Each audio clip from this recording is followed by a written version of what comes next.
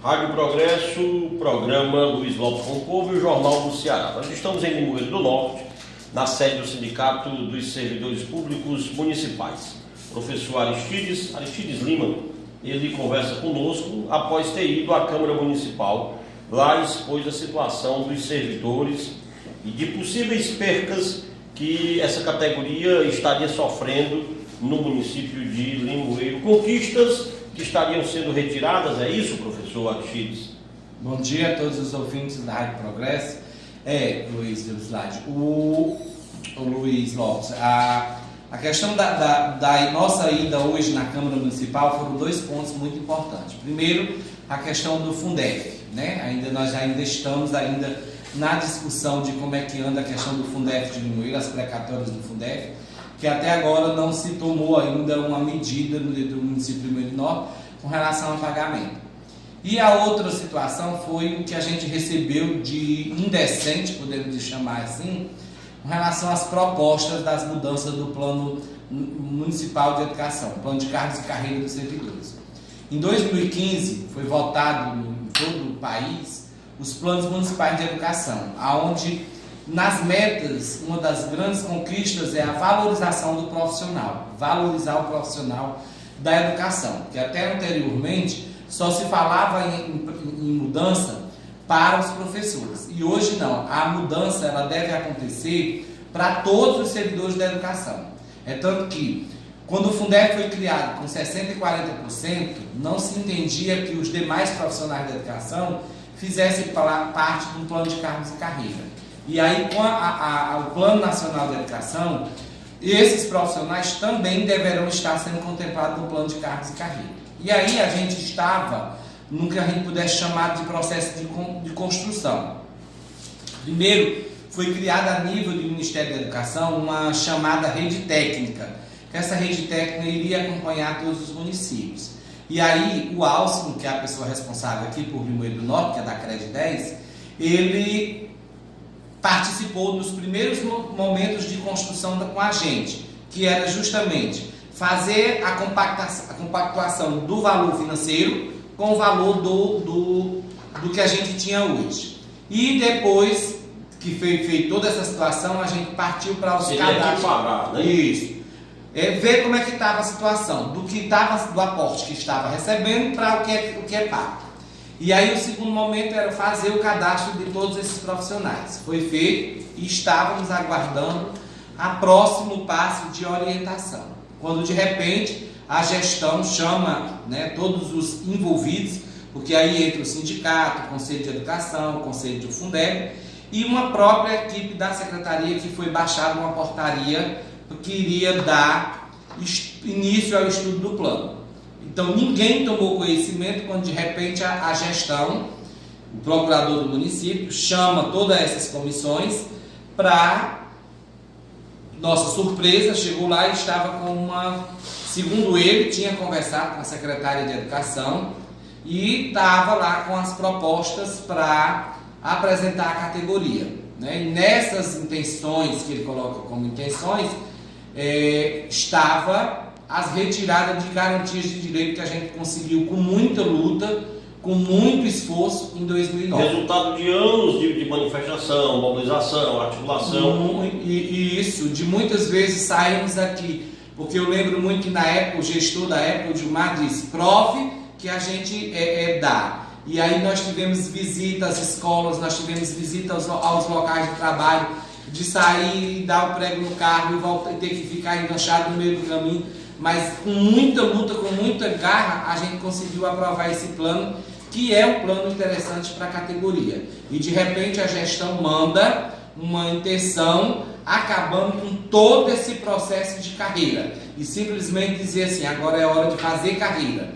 Porque a retirada dos direitos é uma coisa que mais se discute lá nesse documento. E aí a gente apresentou a categoria e a categoria resolveu fazer hoje a paralisação para não perder mais do que a gente já tínhamos perdido. Por quê? Nós éramos o município do estado do Ceará que ganhávamos todos acima do piso.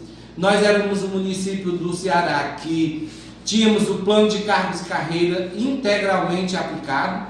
E aí perdemos o ano passado, não tivemos o reajuste, não tivemos a valorização do professor no sentido de ter o reajuste do piso, e aí a categoria acordou no momento, né, vendo que agora é hora de novo partir para a luta para conseguir esses direitos. Professor Aristides, na verdade, o cidadão que me escuta lá no Cabeça Preta, a Dona Maria lá no Bichopá, na Cabeça da Vaca ou na Espingarda, o que é que tem a ver com isso? O agricultor, o cidadão que é um gari, o filho dele estuda na escola pública, a falta de motivação do professor reflete direto na qualidade do ensino, entendo eu, não sei se eu estou enganado, mas acredito que um professor motivado, ele transmite muito mais ao aluno, ao estudante. O professor triste, desmotivado, ele fica até sem força, sem motivação, evidente, quando ele perde direitos. Ou seja, isso não é um prejuízo para o professor tão somente, é um prejuízo para a sociedade em geral, para o patrão, que é exatamente o contribuinte, seja um agricultor, seja um gari, seja um profissional dentro daquela área, a sociedade em geral perde. Com certeza, né? E se a gente, pedagogicamente falando, nós vamos levar em conta o que Piaget, Vallon, né, fala, que é a questão da motivação. A criança, ela só aprende quando ela tem motivação. Por isso que a gente diz assim, que a família, ela é muito responsável por essa motivação. Da mesma forma que a criança precisa dessa motivação, o profissional, seja ele médico, seja ele professor, seja ele o próprio agricultor, qual é a motivação do agricultor? A chuva. Qual é a motivação, né? Então, toda essa motivação que vem acontecendo é exatamente os direitos que são conquistados ao longo dos anos. Estudar, buscar um aperfeiçoamento na educação, buscar uma formação continuada. E quando você busca essa formação, é para que você melhore o seu salário, para que você tenha uma condição de trabalho, uma aprendizagem melhor para poder trabalhar com os alunos e melhor também no bolso. E aí essas perdas que nós estamos tendo. Hoje, o professor não adianta mais estudar, porque nós temos hoje uma equipe de 10 profissionais que, com muita luta, mesmo trabalhando 8 horas diárias, conseguiram terminar uma graduação, quer dizer, conseguiram se formar. Está com mais de um ano que se peleja nessa gestão para admitir esses profissionais e ficam todo o tempo inventando, procurando documentos para não fazer com que essa equipe cresça. Para não fazer com que esses professores cresçam dentro de sala de aula. Então, por isso que a gente pede nesse momento aos pais, à sociedade de uma forma geral, que não é só o professor que vai perder, né? Todo contribuinte perde. E a política, né, de não valorização da educação é exatamente isso, porque nós não queremos uma sociedade, o político não quer uma sociedade em que ele veja que a educação é um investimento, porque se ele vê que a educação está crescendo, as pessoas vão ter compreensão de melhores direitos, de busca de direitos. Estão se libertando automaticamente. Se libertando automaticamente. Essa decisão é unilateral do Executivo? Qual é a interferência ou poder do Legislativo?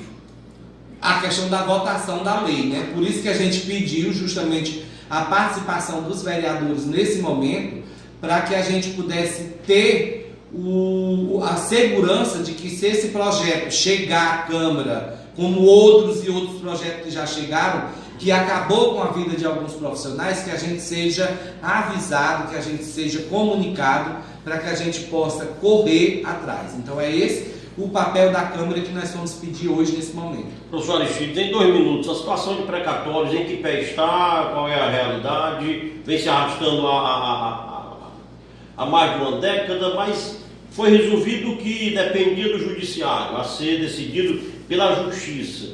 E o que é que emperra agora? Pronto, as precatórias, né, no caso de Limoeiro, já foi liberado, o recurso já está no Banco do Brasil. O juiz da Vara Federal colocou na sua decisão que só libera o acesso à conta quando o município fizer um plano de ação. E aí o município ainda não fez esse plano de ação. O que é esse plano de ação? Dizer o que é que vai gastar.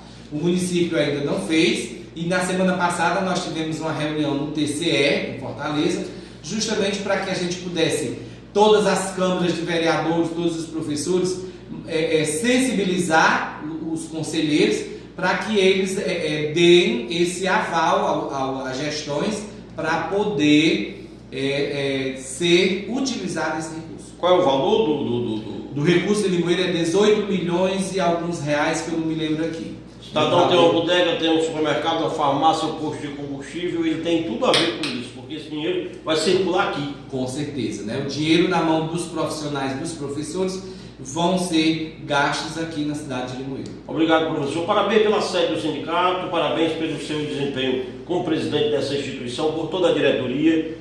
E a gente convida toda a sociedade limoeirense, que muitas vezes nos vê aí na rua fazendo algum movimento e tudo, para vir conhecer a nossa sede, vir conhecer o que a gente está construindo, que vai ser local de luta, mas vai ser também, se tornar também um local de lazer em final de semana. Tudo bem, conversei com o professor Aristides Lima aqui para a Rádio Progresso, também para o site jornaldoceará.com.